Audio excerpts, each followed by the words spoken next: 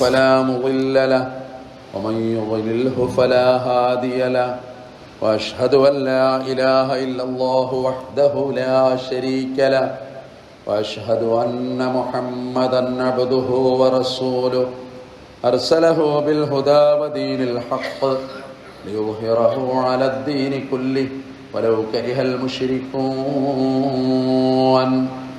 اللهم صل على محمد وعلى آل محمد كما صليت على إبراهيم وعلى آل إبراهيم اللهم بارك على محمد وعلى آل محمد كما باركت على إبراهيم وعلى آل إبراهيم إنك حميد مجيد أما بعد فإن خير الحديث كتاب الله وخير الهدي هدي محمد صلى الله عليه وسلم وشر الأمور محدثاتها وكل محدثة بدعة وكل بدعة ضلالة أيها الإخوان والأخوات أوصيكم وإياي أولا بتقوى الله يا أيها الذين آمنوا اتقوا الله حق تقاته ولا تموتن إلا وأنتم مسلمون أعوذ بالله من الشيطان الرجيم بسم الله الرحمن الرحيم وآت ذا القربى حقه والمسكين وابن السبيل ولا تبذر تبذيرا إن المبذرين كانوا إخوان الشياطين وكان الشيطان لربه كفورا ബഹുമാനികളായ സത്യവിശ്വാസികളെ വിശ്വാസിനികളെ, കാരുണ്യവാനായ പടച്ച റബ്ബിൻ്റെ വിധിവിലക്കുകൾ ജീവിതത്തിലെമ്പാടും പാലിക്കുവാൻ എന്നോടും നിങ്ങളോടും ഓർമ്മപ്പെടുത്തുന്നു, വസിയത്ത് ചെയ്യുന്നു. അല്ലാഹു സുബ്ഹാനഹു വ തആല ഇരു ലോകവിജയികളുടെ കൂട്ടത്തിൽ ഉൾപ്പെടുത്തി നമ്മളെ എല്ലാവരെയും അനുഗ്രഹിക്കുമാറാകട്ടെ. മാരകമായ രോഗങ്ങളിൽ നിന്ന് റബ്ബ് നമ്മളെ കാത്തു രക്ഷിക്കുമാറാകട്ടെ. കാലം അതിൻ്റെ യാത്ര തുടരുന്നു. ഉദയാസ്തമയങ്ങൾ ദിവസങ്ങൾക്ക്, ആഴ്ചകൾക്ക്, പിന്നെ മാസങ്ങൾക്ക്, പിന്നെ വർഷങ്ങൾക്ക് വഴിമാറും. ഇസ്ലാമിക സമൂഹത്തെ സംബന്ധിച്ചിടത്തോളം അള്ളാഹു ആദരിച്ച 4 മാസങ്ങളിൽപ്പെട്ട മുളർ ഗോത്രക്കാരൻ്റെ റജബ് എന്ന് വിശേഷിപ്പിച്ച റജബ് മാസത്തിലേക്ക് നമ്മൾ കടന്നു വന്നിരിക്കുന്നു. 2 മാസത്തിൽ താഴെയാണ് വിശുദ്ധ റമളാനും നമ്മുടെ മുമ്പിലുമുള്ള കാല വ്യത്യാസം. അള്ളാഹുവോട് കൂടുതൽ അടുക്കുവാനും വന്നുപോയ പാപങ്ങളെക്കുറിച്ചൊരു ബോധമുണ്ടാകുവാനും തിരുത്തേണ്ടത് തിരുത്തുവാനും ഒക്കെ ശ്രമിക്കേണ്ട സന്ദർഭങ്ങൾ നമ്മളിലേക്ക് കടന്നു വരികയാണ്. അപാരമായ അനുഗ്രഹമാണ് ഓരോ നിമിഷവും ദിവസവും അള്ളാഹു പ്രദാനം ചെയ്യുന്നത്. നമ്മൾ അനുഭവിക്കുന്ന ദുനിയാവിൻ്റെ സൗകര്യങ്ങളൊക്കെ റബ്ബ് നമുക്ക് ഒരുക്കി തന്നിട്ടുള്ള അനുഗ്രഹമാണ്. വെള്ളത്തിൽ നിന്ന് നിങ്ങളെ പടച്ചു. 2 തരത്തിൽ നിങ്ങളെ അള്ളാഹു ബന്ധങ്ങളുണ്ടാക്കി. നസബൻ വ സിഹ്റൻ ഖുർആൻ പറയുന്നുണ്ട്. വിവാഹബന്ധത്തിൻ്റെ അടിസ്ഥാനത്തിൽ നിങ്ങൾക്ക് ചില ബന്ധങ്ങൾ വന്നു. പാരമ്പര്യമായിട്ടുള്ള ബന്ധങ്ങളും നിങ്ങൾക്ക് വന്നു. തറവാട് ബന്ധം, മക്കൾ, തലമുറ. ജീവിതത്തിൻ്റെ ഒരു വേളയിൽ നിങ്ങളൊരു പ്രിയപ്പെട്ടവൻ്റെ കൂടെ, പ്രിയപ്പെട്ടവളുടെ കൂടെ അള്ളാഹു അനുഗ്രഹിച്ച ഇഷ്ടത്തിലും പൊരുത്തത്തിലും നിങ്ങൾ ജീവിതം ആരംഭിക്കുന്നു. അങ്ങനെ അതൊരു വലിയ ബന്ധത്തിൻ്റെ തുടക്കമായി മാറുന്നു. ദൃഷ്ടാന്തം എന്ന ബന്ധത്തെ ഖുർആൻ നമ്മളോട് പറയുകയും ചെയ്യുന്നു.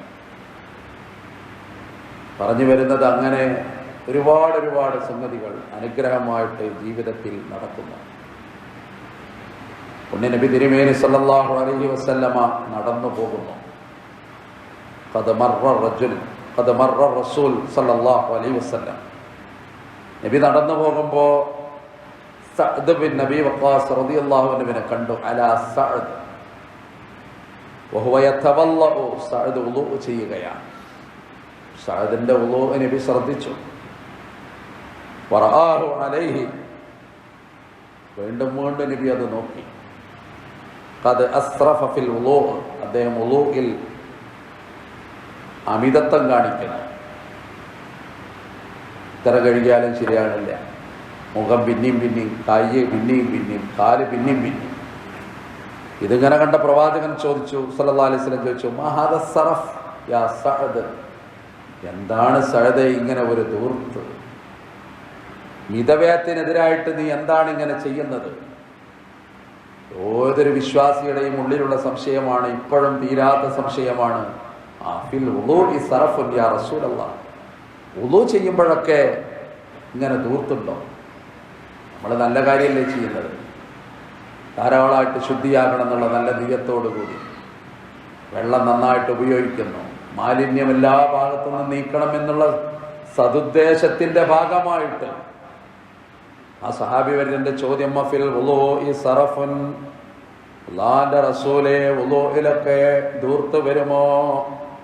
അപ്പൊ വന്നു മറുപടി, റസൂലുള്ളാഹിന്റെ വൈൻ കുന്ത അലാ നഹരിൻ ജാർ, ഒഴുകുന്ന പുഴയിൽ സമൃദ്ധമായ നദിയിലാണ് നീ വുളൂ ചെയ്യുന്നതെങ്കിലും അതിൽ സറഫ് വരും, അതിൽ ധൂർത്ത് വരും. സഅദേ എന്ന് പറഞ്ഞാൽ എല്ലാത്തിലും മിതത്വം വേണമെന്നാണ്. വുളൂആകട്ടെ, കുളിയാകട്ടെ, നമ്മളെ ദൈനംദിന കാര്യങ്ങളാകട്ടെ, നമ്മൾ ഉപയോഗിക്കുന്ന വെള്ളത്തിൻ്റെ ഒരളവ് എത്രയാണ്? വെള്ളത്തിൻ്റെ അളവൊക്കെ പറയുന്നുണ്ട്. നബി വുളൂ ചെയ്ത വെള്ളത്തിൻ്റെ അളവ് കൊല്ലത്ത് എന്ന് പറഞ്ഞൊരു കണക്കന്നെ ഫിഖ്ഹിന്റെ കിതാബിൽ വന്നു. അവർക്ക് എത്ര കുറച്ച് വെള്ളമുള്ളൂ, ഒരു മുദ്ദ് വെള്ളം അല്ലെങ്കിൽ ഒരു മുദ്ദ് അളവ്. അതുകൊണ്ട് സഹാബക്കൾ വുളൂ ചെയ്തില്ല, കാരണം അവർക്ക് വെള്ളത്തിൻ്റെ വില അറിയുമായിരുന്നു. 44 നദികളുള്ള 6 മാസം സമൃദ്ധമായി മഴ പെയ്തിരുന്ന നമ്മളെ മനോഹരമായ കേരള നാട്ടിൽ ചെറുപ്പം മുതൽ വെള്ളത്തിൻ്റെ വില അങ്ങനെ അറിഞ്ഞോളന്നില്ല. ഇഷ്ടം പോലെ വെള്ളം. അവിടെ നബിയുടെ വാക്ക് പ്രധാനമാണ്, ഒഴുകുന്ന പുഴയിലാണെങ്കിലും അത് ശ്രദ്ധിക്കണമെന്നാണ്. അങ്ങനെ മാത്രമല്ല, കുറേ കാര്യങ്ങൾ. മിതത്വം എന്ന് പറയുന്ന ഒരു സംഗതി ഇസ്ലാമിൽ എപ്പോഴും പറയുന്നത്, നിങ്ങൾ മിതത്വം പാലിക്കണം എന്ന എല്ലാ കാര്യത്തിലും അങ്ങനെയാണ്. ഒരു പരിധി വിട്ടിട്ട് എന്ത് കാര്യം ഉണ്ടെങ്കിലും നമുക്ക് നിലനിർത്താൻ പറ്റൂല. ചില ആളുകൾ കാണാം, അങ്ങോട്ട് സുന്നത്ത് നിസ്കരിച്ച് അത് ചില ദിവസം നടക്കും, ചില ദിവസം നടക്കൂല. സ്ഥിരമായി നിങ്ങൾക്ക് ചെയ്യാവുന്ന ഒരു കാര്യം പതിവാക്കാനാണ് തിരുമേനി സല്ലല്ലാഹു അലൈഹി വസല്ലമയുടെ അധ്യാപനം. ചില ദിവസമാണ് ഭക്തി കയറുക, അന്നിങ്ങോട്ട് ഓതിയിട്ട് പെരക്കാരൻ്റെ അന്തം വിടുക. അന്നത്തെ സുന്നത്തസ്കാരം കണ്ട് പെരക്കാരും പേരമക്കളും വല്ലവരും കൂടി ബേജാറാകുക. അങ്ങനത്തെ ഒരു തഖ്വയൊന്നും അല്ലാഹു റസൂലും പഠിപ്പിക്കൂല. എല്ലാത്തിലും ഒരു മിതത്വം. അത് വെള്ളത്തിലാകട്ടെ, കുളിയിലാകട്ടെ, ഏത് കാര്യത്തിലാകട്ടെ. പിശാച് നമ്മളെ മനസ്സിൽ മന്ത്രിച്ചേർന്ന ഒരു സംഗതിയാണ് ധൂർത്ത് എന്ന് പറയുന്ന ഒരു സംഗതി. അതിൻ്റെ ഭാഗമായിട്ട് പൊങ്ങച്ചം കടന്നു വരും. അൽഹാക്കുമുത് തകാസുർ ഹത്താ സുർതുമുൽ മഖാബിർ, പൊങ്ങച്ചം നിങ്ങൾ അശ്രദ്ധമാക്കി നിങ്ങൾ നിങ്ങളുടെ കബറിടത്തിൽ എത്തിച്ചേരുന്നത് വരെ എന്ന ഖുർആന്റെ ഒരു വാക്ക് വല്ലാത്തതാണ്. എല്ലാ കാര്യത്തിലും അങ്ങനെയാണ്. ആമുഖമായിട്ട് നമ്മൾ സൂചിപ്പിച്ചല്ലോ. ഇപ്പം നമ്മളെ വിവാഹം ജീവിതത്തിലൊരു പ്രധാനപ്പെട്ട സംഗതിയാണ്, കുടുംബത്തിലൊരു സന്തോഷമുള്ള സംഗതിയാണ്. ഒരു പെൺകുട്ടിക്കൊരു വിവാഹം വരിക എന്ന് പറഞ്ഞാൽ അത് ഒരു കുടുംബത്തിൻ്റെ ആനന്ദമാണ്, ആഹ്ലാദമാണ്, പ്രാർത്ഥനകളാണ്. ഒരു ചെറുപ്പക്കാരൻ വിവാഹ ജീവിതത്തിലേക്ക് കടന്നു വരിക എന്ന് പറഞ്ഞാൽ ദീന് നൽകുന്ന പ്രാധാന്യം എത്രയെന്നറിയോ? എത്രയോ ഹറാമുകളിൽ നിന്നത് അവനെ കാക്കും, അവൻ്റെ കണ്ണുകളെ ഹറാമുകളിൽ നിന്നത് രക്ഷിക്കും, അവൻ്റെ ജനനേന്ദ്രിയങ്ങൾക്ക് അത് വല്ലാത്തൊരാത്മീയ പരിശുദ്ധി നിർവഹിച്ചു കൊടുക്കും. ഖുർആൻ അങ്ങനെ പറയും, റസൂൽ അങ്ങനെ പരിചയപ്പെടുത്തിയത്. അപ്പം അത് മാത്രം എടുത്തിങ്ങനെ നോക്കുമ്പോൾ നമ്മൾ അത്ഭുതപ്പെട്ടു പോകും. അതിൽ വരുന്ന ധൂർത്തുകൾ, അതിൽ വരുന്ന പൊങ്ങച്ചം, അതിൽ വരുന്ന കാട്ടിക്കൂട്ടൽ. പരിശുദ്ധ ഖുർആനിലെ സൂറത്ത് ഇസ്രായിലെ 2 ആയത്തുകളുണ്ട്. അത് മാത്രം പഠിക്കുമ്പോൾ അല്പം അതിൻ്റെ വ്യാഖ്യാനമൊക്കെ എത്രയെന്നറിയോ? കടല് പോലെ വ്യാഖ്യാനമാണ്, തിരമാല പോലെ ആശയങ്ങളാണ്.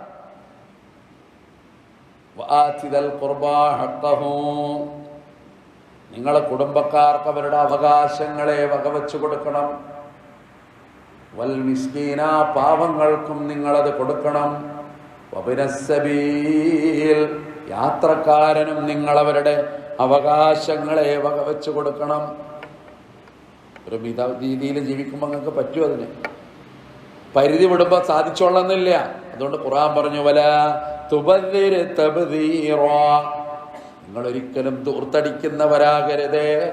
ഇന്നൽ മുബദ്ദിരീന, തീർച്ചയായും ധൂർത്തിന്റെ ആളുകൾ കാനൂ ഇഖ്വാന ശയാത്വീൻ, അവർ പിശാചുക്കളുടെ സഹോദരന്മാരാണ്. അള്ളാന്റെ ശൈലി നോക്കണം.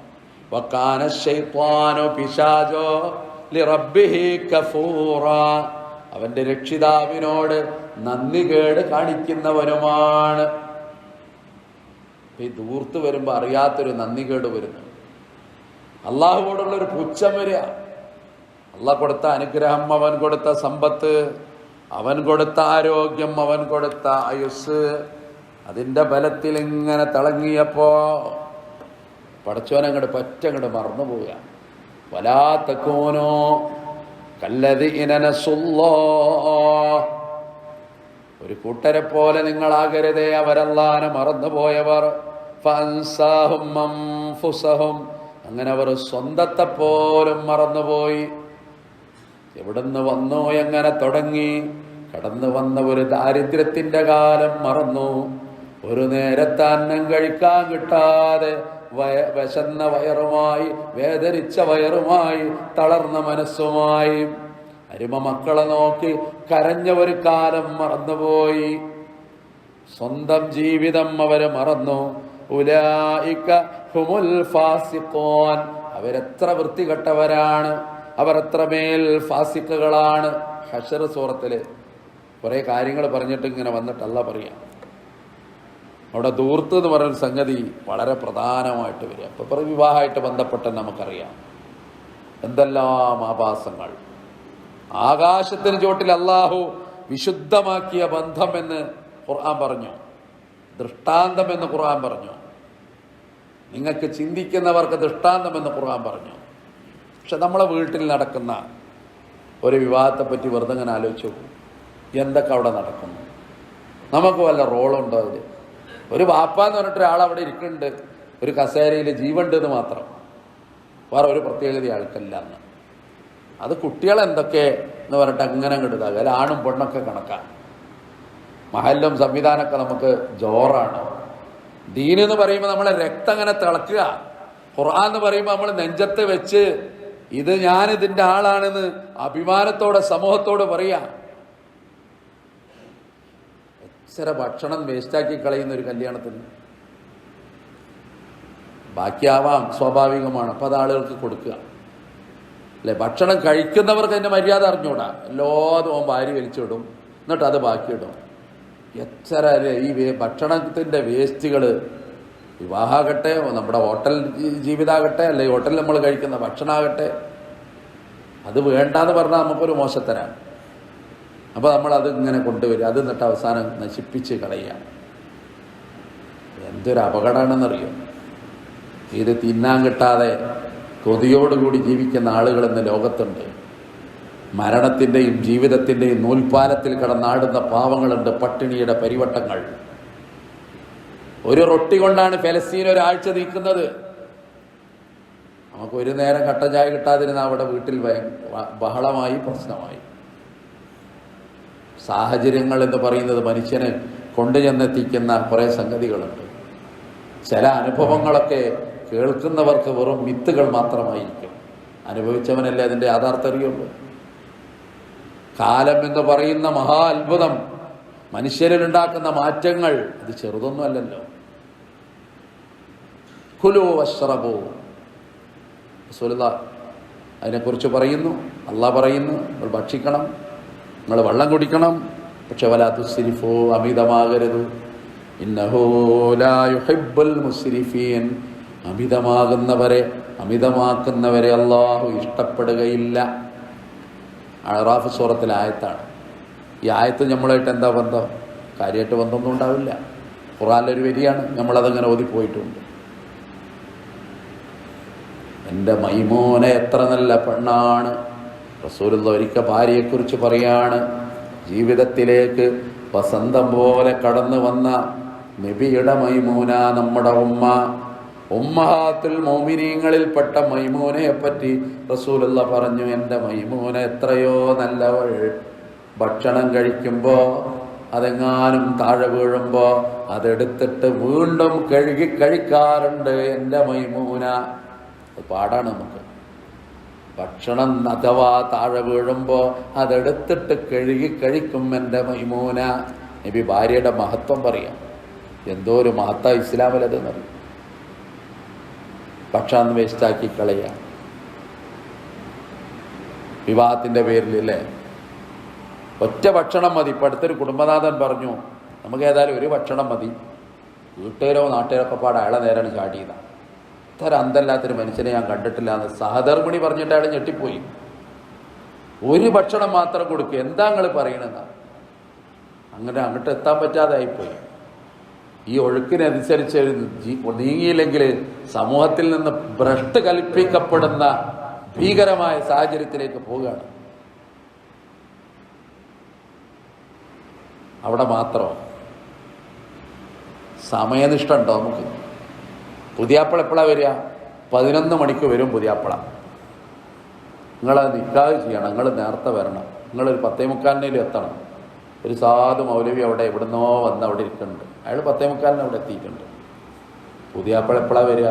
അതൊരു 12 മണിയൊക്കെ ആയിട്ട് വരിക എന്നുള്ളതാണ് അലങ്കാരം. എന്നാൽ വന്നങ്ങോട്ട് കയറൂല. അവിടെ ഫോട്ടോഷോപ്പായിട്ട് അങ്ങനെ അത് ക്യാമറയുടെ മുമ്പിൽ അങ്ങനെ നിന്ന് ഇങ്ങോട്ട് കയറി കിട്ടാൻ ഒരു അരമണിക്കൂർ. ഇനി ഈ സാധു എന്തെങ്കിലും പറയണോ ഈ ജനങ്ങളോട്, അപ്പം അയാൾ കൂടെ പറയും, കുറച്ച് പറഞ്ഞാൽ മതി, കാരണം സമയം ഒരുപാട് ആയി. ആരതിൻ്റെ ഉത്തരവാദി? ഒരു ജനതയുടെ സംസ്കാരം ആലോചിച്ച് നോക്കും. സമയബന്ധിതമായിട്ടല്ലാതെ ഒരു സംഗതി ഇസ്ലാമിലില്ല. നമ്മളെ ഹജ്ജിന് സമയമുണ്ടല്ലോ, നമ്മളെ നോമ്പിന് സമയമുണ്ടല്ലോ. നിസ്കാരത്തെ പറ്റി കഴിഞ്ഞ ആഴ്ച പറഞ്ഞപ്പോൾ 5 സമയങ്ങളുടെ പേരിലാണ് നിസ്കാരം പോലും അല്ലാഹു നമുക്ക് നിയമമാക്കിയത്. ആ സമയത്തെക്കുറിച്ച് ഏറ്റവും ബോധവൽക്കരണവും അത് ജീവിതത്തിൽ പകർത്തേണ്ടതുമായ ഒരു സമുദായത്തിൻ്റെ കഥയാണിത്. മറ്റുള്ളവരെ നമുക്ക് കുറ്റം പറയാം, പക്ഷെ അവരെ മുഹൂർത്തം 10:30 കാരണം 10:30 അവിടെ പരിപാടി തുടങ്ങി. അതിങ്ങനെ നോക്കി ചീറിയും തോളിലിട്ട് ഇരിക്കാം സമുദായത്തിൽ. നമ്മളെ അവസ്ഥ ഭീകരമാണ്. ചെറിയൊരു സംഗതിയൊന്നും അല്ല അത്. ഈ സമയം എന്ന് പറഞ്ഞതിൻ്റെ ഒരു വില എന്താ നമുക്കുള്ളത്? ആർക്കും ഒരു പ്രശ്നമല്ല. ആ 10 നീ വൈകി വരണവന് വല്ല കുറ്റബോധമുണ്ട്? അതുമില്ല. ഏതോ ഒരാൾക്ക് വേണ്ടിയിട്ടാണ് ഈ വൈകിയത്. അയാളെ വണ്ടി കയറ്റിയില്ലെങ്കിൽ കുടുംബം തന്നെ കൊളാവും. പണ്ടങ്ങനെ കൊളാക്കിയിട്ടുണ്ട് അയാളെ പേടിച്ചിട്ട് അല്ലേ. ഖിയാമത്തെ പറ്റി ഒരു അടയാളം പറഞ്ഞൊരിക്കൽ റസൂലുള്ള ആളുകളെ ബഹുമാനിക്കുമത്രേ ഒരാളെ അയാളുടെ ഷർറ് ഭയപ്പെട്ടുകൊണ്ട്, മഖാഫത ശർരിഹി, അയാൾ ചെയ്യുന്ന ദുൽമ് ഭയപ്പെട്ടിട്ട് ആളുകൾ അയാളെ ബഹുമാനിക്കും. അങ്ങനത്തെ ഒരു കാലം വരും. ആ റോളിൽ നമ്മൾ എത്ര പേരുണ്ടെന്ന് ആലോചിക്കുന്നത് നല്ലതാണ്. പലപ്പോഴും സമയനിഷ്ഠ ആലോചിക്കണ്ടേ. എല്ലാ നിയന്ത്രണങ്ങളും കാറ്റിൽ പറത്തുന്ന ഒരു പ്രത്യേക ഹാവഭാവങ്ങൾ പറ്റണത് മതിയിലെ മനുഷ്യന്. അങ്ങനെ ഭാരിച്ച കടബാധ്യതകളിലേക്ക് ഒരു കുടുംബം അങ്ങനെ പോവുകയാണ്, കൂപ്പുകുത്തുകയാണ്. അതിൽ പിന്നെ ആളുകളൊക്കെ പിരിഞ്ഞു പോയി. പിറ്റേന്നാണ് കുടുംബനാഥൻ ഇങ്ങനെ ഉരുകാൻ തുടങ്ങി. എവിടുന്നൊക്കെയോ വാങ്ങിയ കടബാധ്യതകൾ. ആളുകളെ കാണുമ്പോഴൊക്കെ അയാൾക്ക് ഭയപ്പാട് തുടങ്ങി. ഓരോ ഫോൺ അയാളുടെ റിങ് ചെയ്യുമ്പോഴും അയാളുടെ നെഞ്ച് പടയാൻ തുടങ്ങി. 15-ാം തീയതി എന്ന് പറഞ്ഞിട്ടാണ് അയാളെടുത്തുനിന്ന് വാങ്ങിയത്. അയാൾ വിളിക്കുകയാണ്, എന്ത് പറയും ഞാൻ അയാളോട്? അങ്ങനെ ജീവിതത്തിൽ ഒരു കള്ളം പോലും പറയാത്ത മനുഷ്യൻ കളവ് പറഞ്ഞു തുടങ്ങി. കളവെന്തൊക്കെയോ കളവുകൾ അയാൾ പോലും അറിയാതെ അയാളുടെ നാവിന്റെ തുമ്പത്ത് ഖുർആന്റെ ആയത്ത് വെറുതെയല്ല, ഇന്നൽ മുബദ്ദിരീന കാനൂ ഇഖ്വാന ശയാത്വീൻ വകാന ശൈത്വാനു ലിറബ്ബിഹി കഫൂറാ. ആയത്ത് എത്ര കൃത്യാണെന്നറിയോ? പിശാചിന്റെ സഹോദരനായിട്ട് അയാൾ മാറി. ഇനി അയാൾക്കതേ പറ്റൂ. അയാൾ എല്ലാ സംഗതികളും തകർന്നു പോയി. നല്ല തക്കവള്ള മനുഷ്യനാ, 5 നേരം നിസ്കരിക്കണ മനുഷ്യനാ. കുടുംബം അങ്ങനെ തന്നെ. പക്ഷേ ഈ കല്യാണത്തിൻ്റെ അന്ന് ആ പെരയിൽ നിസ്കാരമല്ല. അന്നത്തെ ളുഹർ എവിടെ? അതാരോ ഇളവ് കൊടുത്തു. കല്യാണമല്ലേ, അങ്ങനെ പോട്ടെ. അന്നത്തെ അസ്ർ എവിടെ? അടുത്ത വാട്സപ്പിൽ ഒരു ചിത്രം വന്നു, വധുവും വരനും കൂടി കൃത്യസമയത്ത് ളുഹർ നിസ്കരിക്കുന്ന ചിത്രമാണ്. വലിയൊരു വാർത്തയായി മാറിയത്, അപൂർവ കാഴ്ചയായി മാറിയത്. സാധാരണ അങ്ങനെ ഉണ്ടാവില്ലല്ലോ. നമ്മൾ ആലോചിക്കേണ്ട സംഗതിയല്ലേ. ളുഹർ എവിടെ, അസ്ർ എവിടെ? അന്നത്തെ മഗ്രിബ് ഒന്നും വേണ്ട. അന്നത്തെ ഏറ്റവും പ്രഭാതത്തിൽ അവന്റെ ജീവിതത്തിൽ അല്ലാഹു അപാരമായ അനുഗ്രഹം കൊടുത്ത ആ ദിവസം, അന്നത്തെ സുബ്ഹി എവിടെ? പിന്നെ എങ്ങനെ ജീവിതത്തിൽ മനുഷ്യന് ബർക്കത്ത് എന്ന് പറഞ്ഞൊരു സാധനം കയറി വരിക? മനുഷ്യന്റെ ഓർമ്മകൾ, അവന്റെ ചിന്തകൾ, പടച്ചോൻ കൊടുക്കുന്ന അനുഗ്രഹങ്ങൾ. അതുകൊണ്ട് സമയം വളരെ പ്രധാനമാണ്. 12:40 ജുമാ തുടങ്ങും അല്ലേ?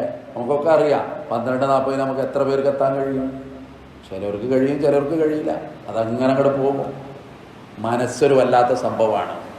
ഈമാൻ എന്ന് പറഞ്ഞ ഒരു ഭംഗിവാക്കൊന്നുമല്ല, അത് ഉള്ളിൽ കയറുന്ന ചില അഗ്നിസ്ഫുലിംഗങ്ങളാണ്.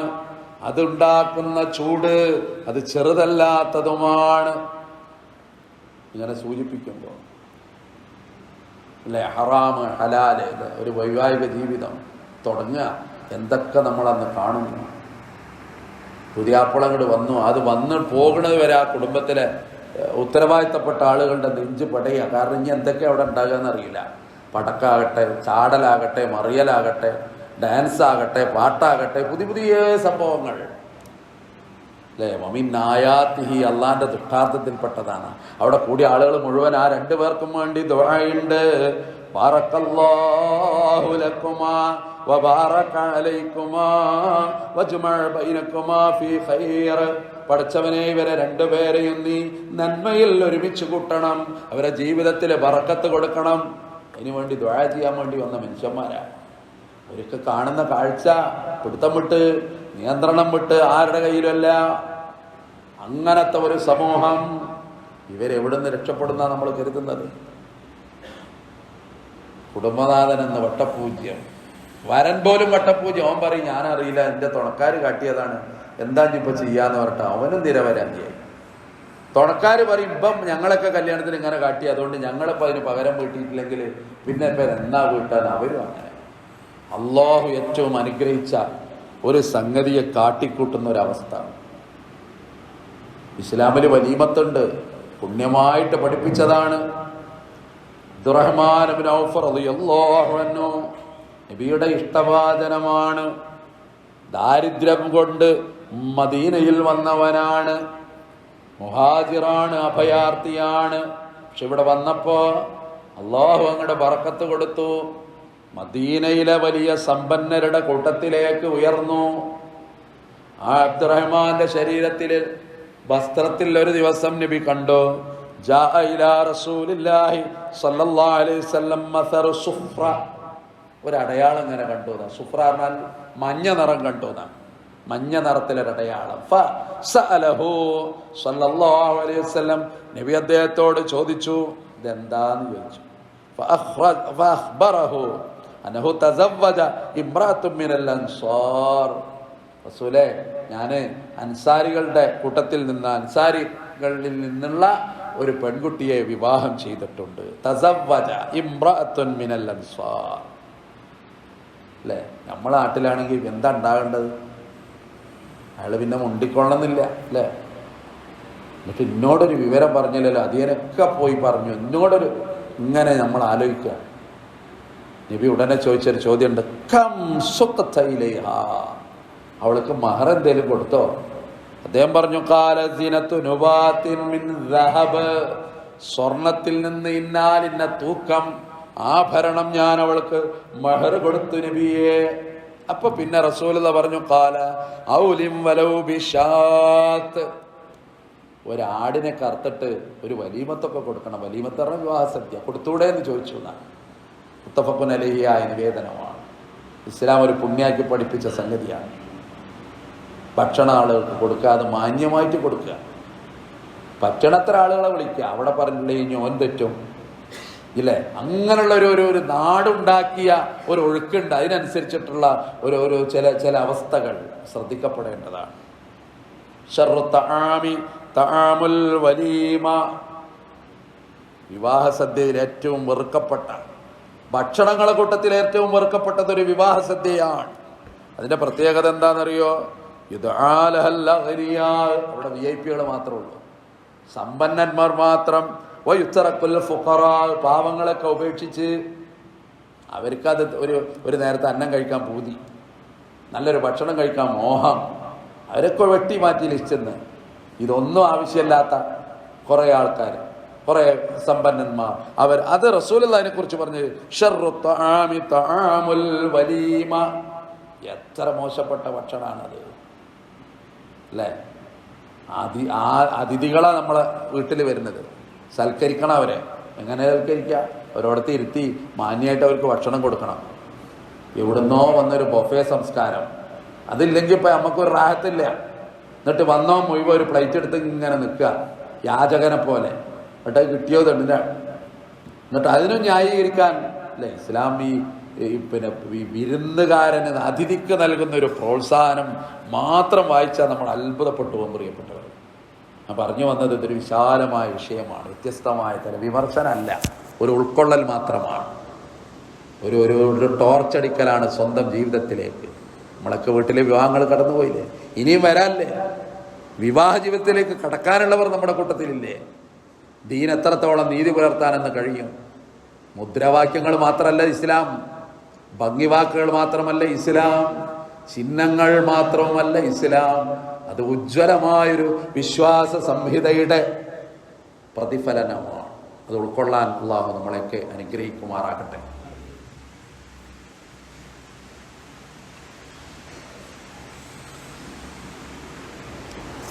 അൽഹംദുലില്ലാഹി റബ്ബിൽ